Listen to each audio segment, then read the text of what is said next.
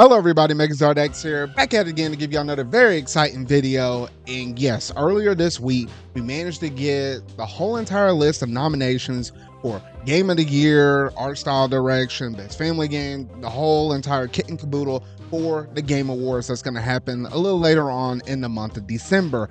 And oh boy, when you go through and look at a lot of these nominations, I already heard about a lot of the hubbub and stuff, and a lot of controversial takes, the rule changing and stuff like that, especially when it comes to the Game Award of the Year, in terms like all those nominees that got elected and stuff. And I was like, oh my goodness gracious. I already know about the list of games that's coming out for Game of the Year candidates, but in terms of everything else, I've been kind of staying away from Twitter until this point of recording, so that way you can kind of get my raw takes on every other category and stuff though. So I figured in this video, I'll just go through all the different nominees that have been elected for their certain categories and just kind of give my overall picks in terms of what I think should personally win each category though. And then obviously towards the very end, once we get to talking about the actual Game of the Year contenders, and then I'll have my whole entire discussion and spill upon that stuff, because oh my gosh, I saw some dumb stuff up in this mess. So we might as well go ahead and jump up in it. But if you hadn't already done so, make sure you're going to hit that like button, go ahead and hit that subscribe button and that bell to stay up to date on all things video game related I feel like talking about and discussing. But without any further ado, let's go ahead and jump straight up into this video.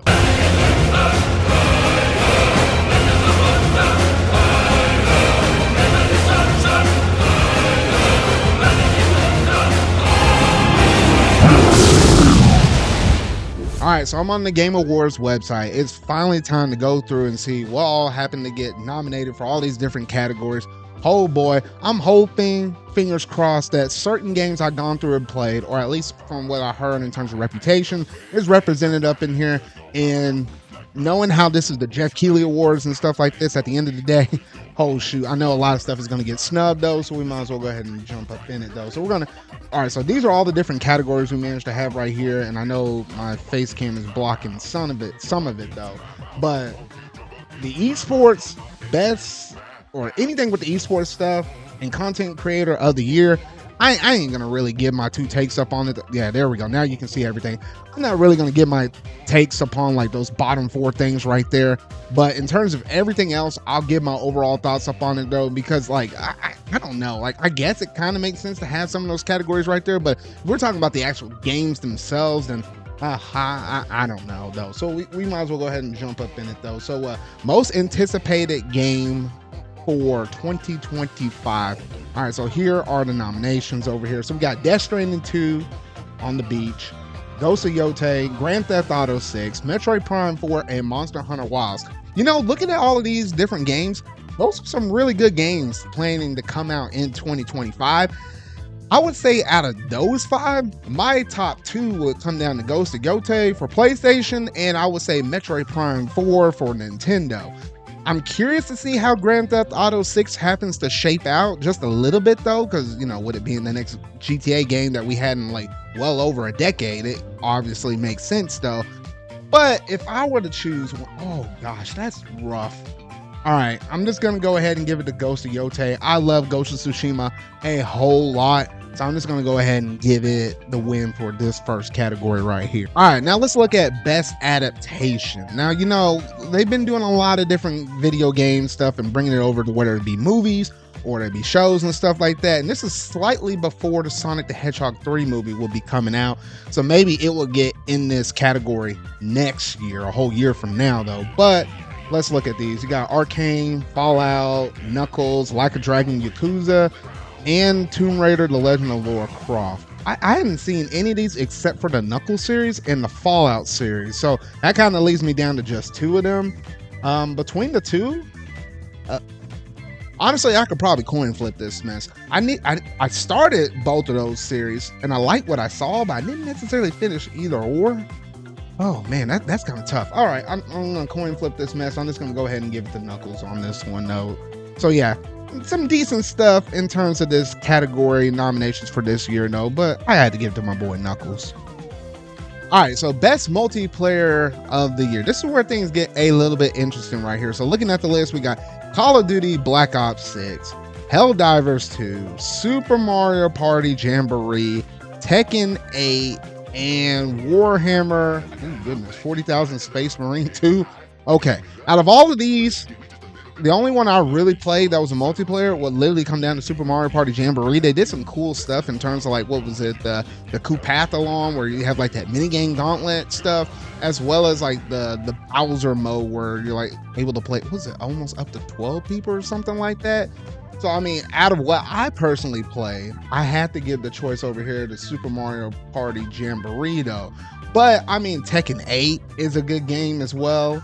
I mean, I heard a lot of great things about Helldivers 2, and obviously Call of Duty being a Call of Duty game. I mean, I honestly, even though that's my personal one with Super Mario Party Jamboree, if I were to choose what will probably actually win, it's probably going to be Helldivers 2. Just go ahead and throw that out. All right, then you got Best Sports / Racing. This category, I'm just never really like a huge fan of it, to be honest, though. And I'm just looking at all this stuff, and I'm like, what the heck?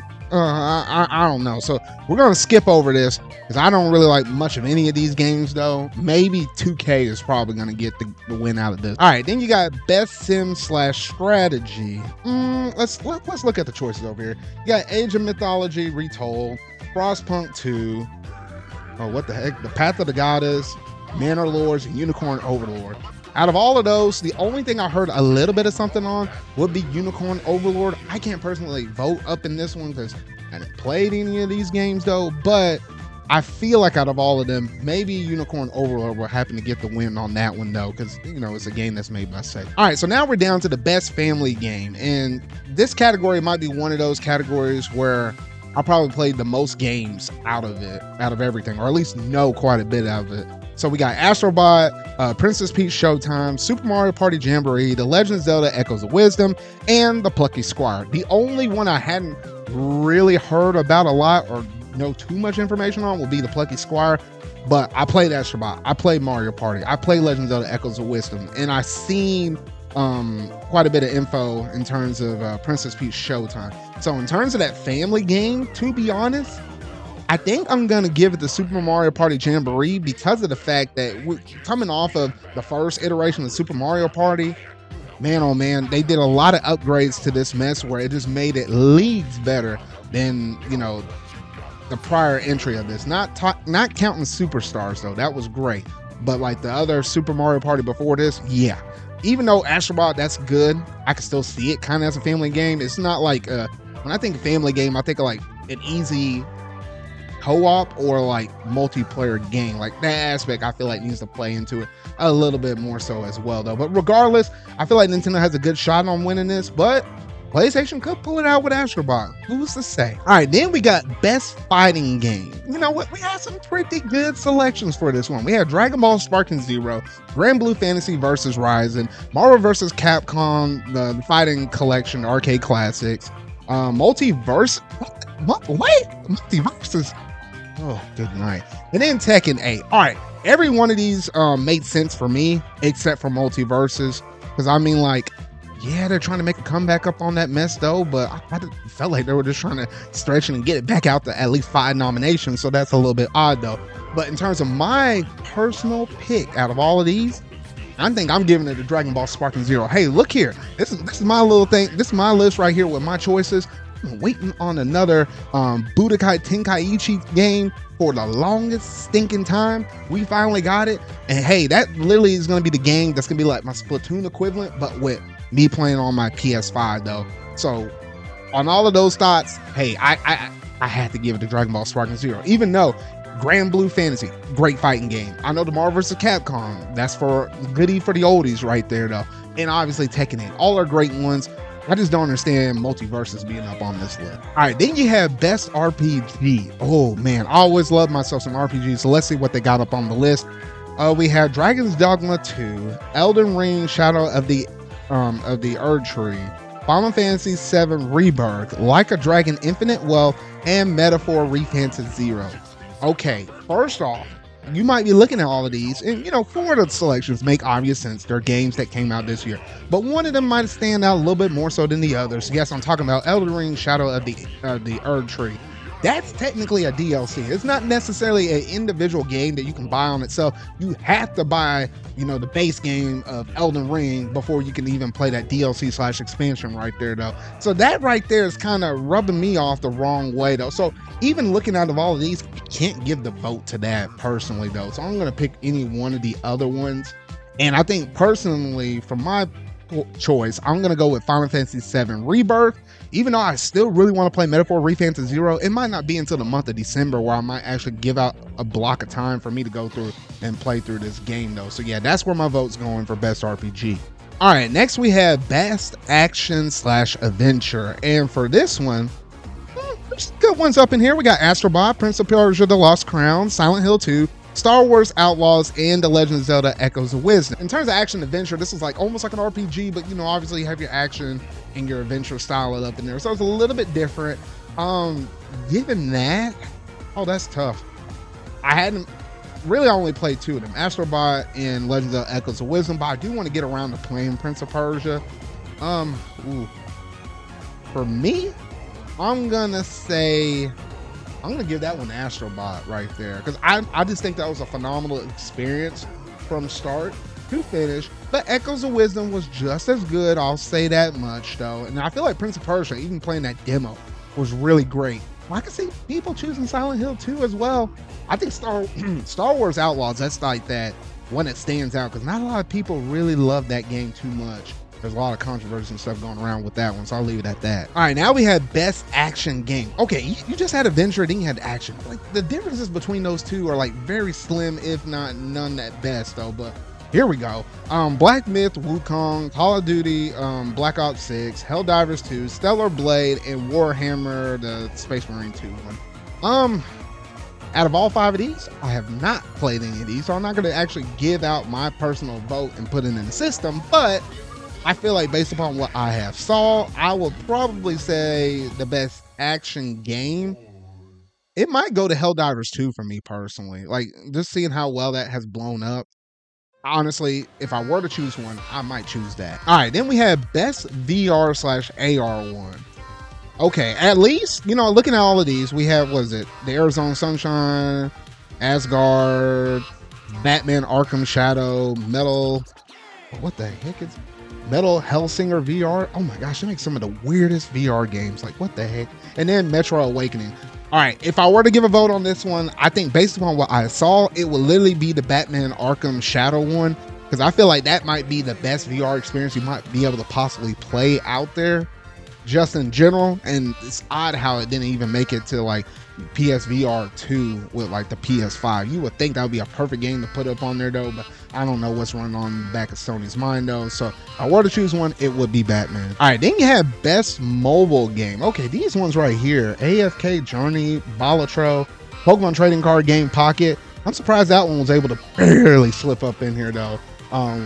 Wuthering Waves and Zenless Zone Zero. Okay, for me personally, the only 2 mobile games I messed around with would be Pokemon Trading Card Game and Zenless Zone Zero. Even though with Zenless Zone Zero, you can play it on PC and PS5. So just between them two, I'm going to give it to Zenless Zone Zero, because I love the heck out of that game when it came out. It's been a while since I played it here recently, but I do want to clear out a lot of my backlog just a little bit, so that way I can put a little bit more time up in it, though. I don't really play it on mobile. It's more so PC, though, but I love the heck out of that game, so I got to give it a nomination where I can. All right, then we have the Best Debut Indie. So we have Animal Well, Balatro, Manor Lords, Pacific Drive, and The Plucky Squire. Honestly, I can't vote on this one. I hadn't really played a lot of indie games this year. Well, actually, you know what? Hold up here. While we're on this topic, I'm looking down at these lists, though. There was one indie game I played this year, and holy shoot, it's not even on the list. Another Crab's Treasure, a Souls-like game that was a little bit watered down, not as difficult, but it still had its difficulties up in here. Why the heck is this mess not up in here? Oh, shoot. You done messed up, Jeff Keighley. You done messed up. Man, oh, man. Take out Balatro. This is literally a card game. What the heck? Oh, good gracious. That should have been my choice for Best Debut Indie Game, though. But based on what's up in here, I guess I had to give it to Animal Well up on it. I'm not going to vote on it because I hadn't played the game though, but that's where my vote would have gone. All right, and then I look over here, and then we also have Best Independent Game. Literally, I'm not even going to read all these out because it's literally almost like the same thing as like the debut indie game though. I guess if I were to choose, it'll be Animal Well once again. All right, then you have Best Community Support. So you have Baldur's Gate 3, Final Fantasy 14, Fortnite, Helldivers 2, and No Man's Sky. Once again, didn't really play much of any of these games though, but I honestly, time and time again, you wonder when you look at games such as Final Fantasy 14, how the heck they have so many different content updates and how they keep maintaining this large audience of people. If I were to give a vote, it would definitely go towards Final Fantasy 14. Now, in terms of best ongoing, that's almost literally the same thing as the community support. So once again, I'm going to say Final Fantasy 14 for this one if I were to choose. Games for impact. All right, so let's look at this right here. Closer to Distance, Indica, Neva, Life is Strange Double Exposure, Senuka Saga Hellblade 2, and Tales of Zinzu Zal. I have not played any one of these. And it's kind of funny how Hellblade 2 is up on this list.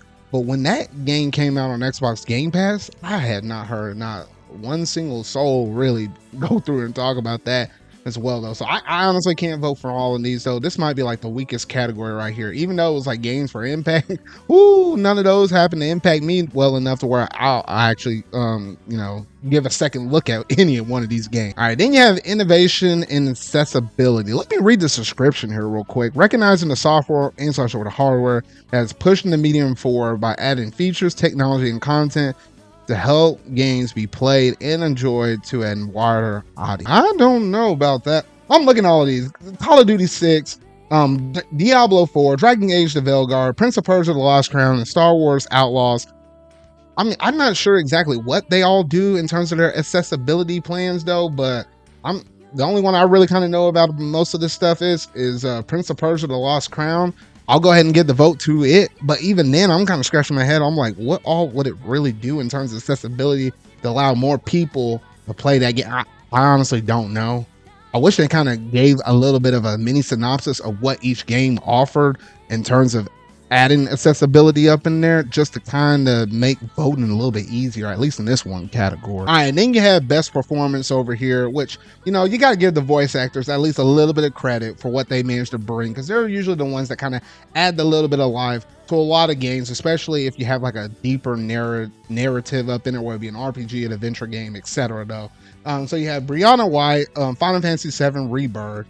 You have Hannah Tell, Life is Strange Double Exposure, Humberly, ooh, that's a name right there, Gonzalez, Star Wars Outlaws. You have Luke Roberts for Silent Hill 2, and then you have Melina Jurgens for Senuga Saga Hellblade 2. All right, for me personally, based upon just the games that they're coming from, I have to get kind of rolling on over here to Brianna White. She was representing my Final Fantasy VII Rebirth. Any person that put any breath of life into that game, that's honestly one of my personal contenders for Game of the Year. I just have to go back through and look at what they managed to nominate for all those other games though. But she did a really good job, real good job. All right, then you have Best Audio Design. So here we got Astrobot, Call of Duty Black Ops 6, Final Fantasy VII Rebirth, Hellblade 2, as well as Silent Hill 2. In terms of audio design, that one's kind of tough. I could give it to Astrobot, or I could give it to Final Fantasy VII Rebirth. In terms of like my personal picks, I'll give it to Rebirth. I'll just go ahead and just give it to Rebirth on this one. Now that one's kind of close, but they're both kind of equal. All right, then you have the best score and the music. You have Astrobot, FF7 Rebirth, Silent Hill 2, Metaphor Rephantasy Zero, and Stellar Blade. Once again, for me personally, it only comes down to the first two in this little list right here. Though I imagine Metaphor Rephantasy Zero probably has some really good soundtracks up in there. I just haven't gone through and played the game to experience all of that yet. But as it stands right now, I'm going to give it to FF7 Rebirth though, because a lot of that remade music from the original base 7 game, man, I'll just be vibing with it even until this day. All right, then you have Best Art Direction. We have Astrobot, Black Myth Wukong, Elden Ring, Shadow of the Eld Tree, Metaphor Rephantasy Zero, and Never? I don't know. But in terms of arts direction, ooh, all right, this one I seen a little bit out of all of these games for the most part though, so I can actually kind of give, well, with the exception of the DLC, but I'll go ahead and give this one the Metaphor Refantasy Zero though, because I love the menu select stuff that you're able to do and what they are able to show off though, because leave it up to Atlas to kind of have some weird, funky, but yet really cool and extremely stylish stuff up in their games though. So yeah, that's where my vote will go right now, even though Astrobot was a very close second. Now we have Best Narrative. All right, so we have Final Fantasy VII Rebirth, Like a Dragon Infinite Well, Metaphor Refantasy Zero, Hellblade 2, and Silent Hill. In terms of the Best Narrative, based on what I play, I had to give it to FF7 Rebirth, even though I could see for some people, Like a Dragon Infinite Well could be on a lot of people's list. For now, even though I don't know it, hey, Metaphor Refantasy Zero might also be on your list though. I mean, there's some good representation all up in this one. I feel like the weakest link is definitely Hellblade 2 though, but you know, who's to say what you really like the most? All right, then we have Best Game Direction. Now this is where stuff gets real okay, because of the fact that now, between all of these different categories and such, literally usually one of these games that's in the Best Game Direction, I feel like 8 or 9 times out of 10, whoever usually wins this category usually happens to win Game of the Year. So let's play close attention to all of these titles right here. So we have Astrobot, Balatro, Black Myth Wukong, Elden Ring, Shadow of the Entry, Final Fantasy VII Rebirth, and Metaphor Refantasy Zero. Now, with a little bit of a spoiler alert, that is kind of funny because all 6 of these games, I think, roll over to Game of the Year. But in terms of like a Best Game Direction, once again, I'm not counting the entry up in this one, though. The Elden Ring stuff. The DLC, nah, we ain't counting that mess up in there.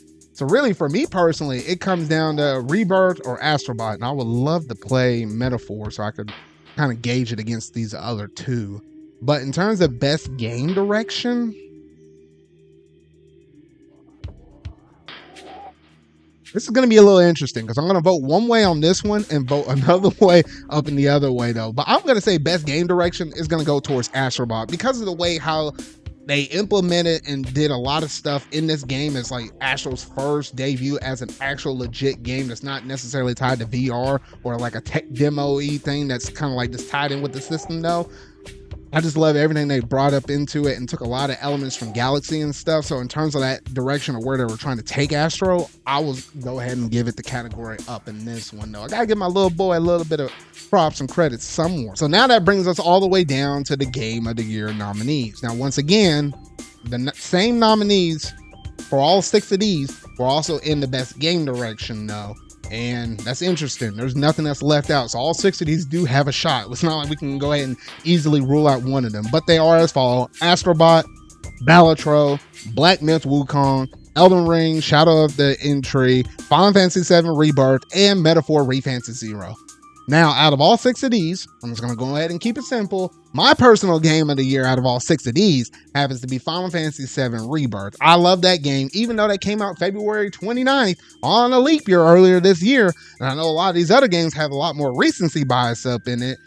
I'm still giving the vote to this game, though, because I thoroughly enjoyed it. It motivated me to go through and do side quests, which I'm not necessarily a big fan of side quests and stuff, though. But I mean, there's a lot of things I loved and appreciated out of this one game, despite what some people might say here and there, though. But overall, I just love the heck out of that game. Now, let's go ahead and talk about I would say, the thing that's a thorn in our side. And yes, I'm talking about Elden Ring Shadow of the Entry, because literally in a Q&A session, in terms of like the website and stuff, in terms of like what can be nominated for certain categories and stuff, they made this new little rule up in there that said, hey, even DLCs or expansion packs, they can be nominated into certain categories if the panel of judges happen to, think that it's good enough to actually make the cut. And man, oh man, I feel like that's just a weird way to bend the tree just a little bit, bend the goalposts, as you will, to allow a DLC for Elden Ring to be able to get nominated into Game of the Year. Now, mind you, it happened to win Game of the Year quite a number of years ago, though. However, the main thing that I think everybody and their mama has been going through and talking about, let me go ahead and make this thing bigger so that way, you know, y'all can capture all of my face interactions in all its full glory, though. But I think one of the main things that everybody keeps pointing out is the fact that you have to go through and buy a whole nother game just to experience this whole other DLC slash expansion, though. And because of that fact, the reason, and it's reliant on an older game to be able to, justify itself to be able to get nominated for Game of the Year now. Oh, good gracious sakes alive, because that really honestly shouldn't necessarily be a thing. Now, I don't know why in the world that they decided they wanted to do that, but that's so messed up. Like, literally, even when you think about games such as like Xenoblade Chronicles 2 Torn of the Golden Country, technically you can buy that. That's a standalone release. So if this rule had been back during that time, hey, it would have made a lot more sense to have that be nominated for Game of the Year, because you can buy that individually. You don't have to play the baseline too. But with this Elden Ring stuff, you have to have the original base game to play it. And I just really don't like that. Like, they literally snubbed another spot right there, because if that were to be taken out of this list, then honestly at that point you could sneak in a game like Persona 3 Reload. Didn't show up anywhere in the nominations, anywhere up in this thing. Or Like a Dragon Infinite Wealth, that easily could have been a game up in that last little spot right there. Or even Helldivers 2, if you want to talk about popularity in terms of like people that just got really excited for that game when it originally launched and all the hubbub and stuff that went with it. There was a lot of other games I feel like could have filled in this void right here, but Elden Rings has taken up a slot that any other game rightfully could have deserved to be up in there, though. And then my only other small little minor nitpick could have been Balatro, which I always know there's an indie game for it, though, but that one's a little more justified than the Elden Ring thing, though. But me personally, I thought Animal Well was going to slip up in there versus just a card game that I don't know what all is funky or new within that card game versus any other card game you might have could have played up in here, though. But rest assured, there's a lot of controversy up in there. You've probably already been seeing it up on Twitter and stuff about that, how people are just kind of outraged about like what is Jeff Keighley even doing with over here? Because I know he's the one that makes the rules at the end of the day. He might not be necessarily going through and nominating it, but he could have made the rule that said no, DLCs are not going to be included into Game of the Year. You do have an ongoing category right here, which it literally could have been categorized as that. But the fact you don't want to do that or open up a brand new category that's specifically towards DLC and expansions, not necessarily an ongoing game, you need to come up with something, though, because this right here, it just ain't it, though. And I'm like, for you to pull this out of nowhere in 1 year like this, it's like, oh, come on, Jeff Keighley. You got to do a little bit better than that, though. So that, in a nutshell, is all of my choices in terms of my personal picks for Game of the Year. I will still be going through and watching this show. I know a lot of people out there are saying they ain't gonna give a rat's tail about watching this show this year, though. I mean, I still like it, sitting in the call with some of my buddies and stuff off of Discord and just laughing at some funny, weird moments or stuff like that. And obviously in the game reveals and stuff like that. But I do wish that they put a little bit more focus on the awards themselves instead of just blasting through a whole chunk of them in that list, like for the pre-game or for the pre-show before you even get to the main show, though. And Jeff Keighley, gosh dang it, please do not make this a 3.5 hour long show with the pre-show and the regular thing. Like, condense this mess and get rid of a lot of those commercials, man. I know you got to flip the bill somehow, though, but like, come on, man. Yeah, it's getting a little wild out there. I can ramble on and on, though, but you'll probably hear my other thoughts in terms of like the Game Awards and stuff in upcoming videos and potentially live streams, and as we get a little bit closer to the actual day when this thing all goes down, though. But you gotta let me know down in the comment section down below what do you think about all the different nominees that happen to get selected. Did some games in your own personal list get snubbed? For me, Persona 3 Reload not showing up anywhere up in here, I think that's like highway robbery up in there. I don't understand that. Shoot, even Visions of Mana for an RPG game, that was nowhere to be seen up in there. I was like, what the actual heck, though? Oh, I digress, though. I can get really long, heated, and warmed up on this mess, though. But I got to end this video before I blow a gasket or something, though. So if you really like this video, make sure you're going to hit that like button. Go ahead and hit that subscribe button and that bell to stay up to date on all things video game related I feel like talking about and discussing. So remember, y'all, until whatever video I make next, see y'all.